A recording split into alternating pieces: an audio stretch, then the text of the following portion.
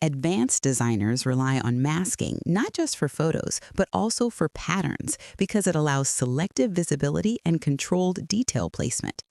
How to explore pattern masking workflows. Open Photoshop and create a new square document around 1500 pixels. Build a repeating motif using shapes or brushes and distribute copies evenly across the canvas. Once the pattern looks balanced, group all layers and duplicate the group so you can experiment non-destructively.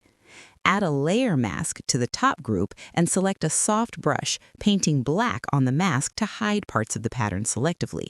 Switch brush opacity levels to create gradual transitions so the pattern fades naturally instead of disappearing abruptly. For precision, use